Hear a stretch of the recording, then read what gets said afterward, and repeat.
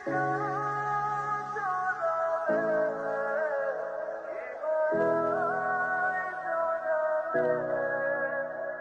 যে cameraman, For your kind information, যারা ছবি তুলে তাদেরকে ক্যামেরাম্যান বলে না, photographer. And I'm not a photographer. আমার ফ্রেন্ডের বিয়েতে আসছিলাম কিছু স্পেশাল মোমেন্ট ধারণ করার জন্য। কিন্তু আমার কেন যদি মনে হচ্ছে আপনার ক্যামেরাতে আমার কিছু ছবি আছে।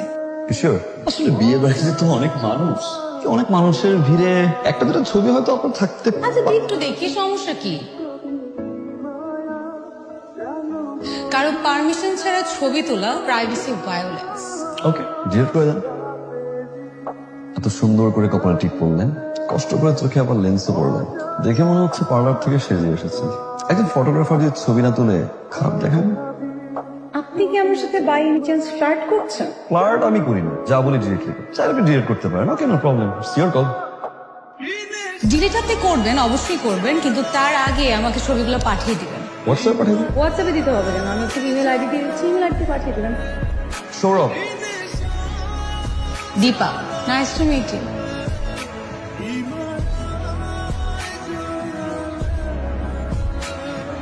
হেল্প করবেন? কি হেল্প মিস্টার ক্যামেরাম্যান? ফটোগ্রাফার। যারা ফটোগ্রাফার তারা তো শুধু ছবি তুলেই যায়, নিজের ছবি তো আসলে কেউ তুলে দেয় না, তাই বললাম। পারবেন? আবার আমার আপনার ছবি তুলে দিতে হবে? বাবা, আরেকবার বাবা বললাম তো ডেফিনেটলি বের করে যাবে, কোনো ছেলে, যে কোনো ছেলে, আই প্রমিস।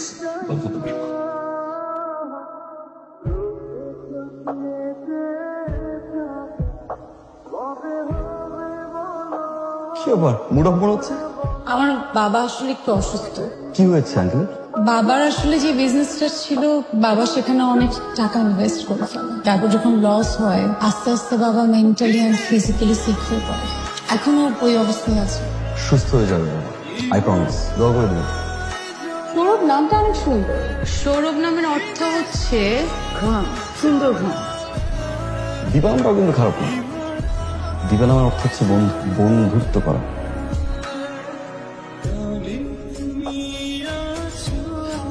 তোমার জন্য।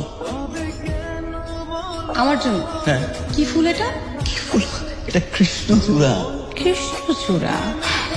তো কৃষ্ণচূড়া ফুল দিয়ে আমি কি করব? কৃষ্ণচূড়া ফুল দিয়ে কি করে? আচ্ছা, কি করে?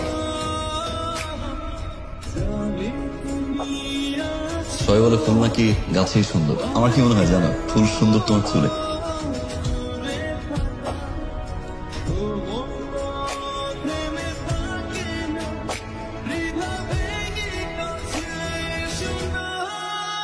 অনেক সুন্দর লাগছে।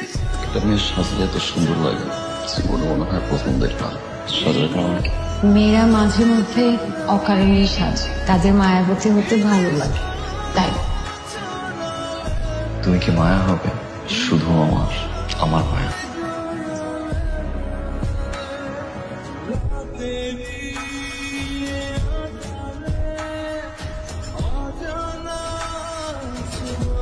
তুমি এখানে কেন?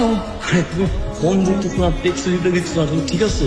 আমি বলছি, আমি ফোনে বলছি, তুমি যাও, আমি তোমার সাথে ফোনে কথা বলছি, যাও। শোনো, আসছে যেহেতু বলো। আমি বলেছিলাম না, বাবা অনেক অসুস্থ।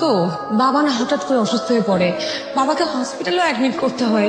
আমি আসলে 2 দিন হসপিটালেই ছিলাম। আচ্ছা, তোমার সাথে এখানে কেউ যদি দেখে তাহলে আমার অনেক ঝামেলা হয়ে যাবে। তুমি প্লিজ যাও, আমি তোমার সাথে ফোনে কথা বলবো। তুমি যাও প্লিজ। কালকে নিকল আসো প্লিজ। আমি চেষ্টা করবো।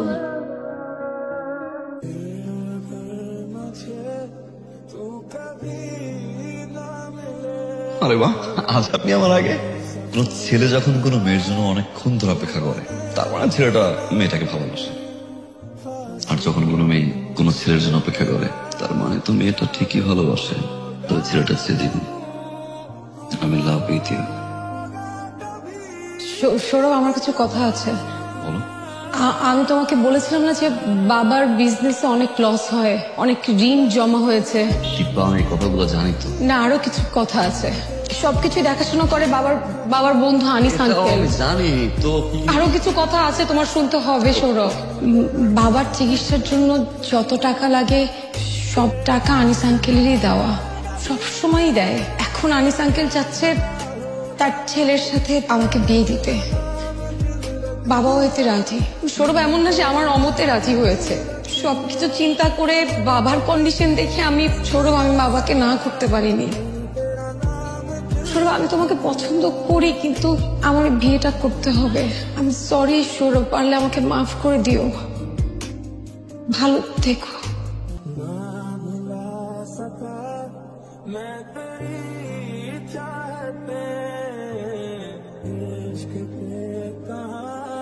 बस किसी का चले हो भी जाए मेरी सांसें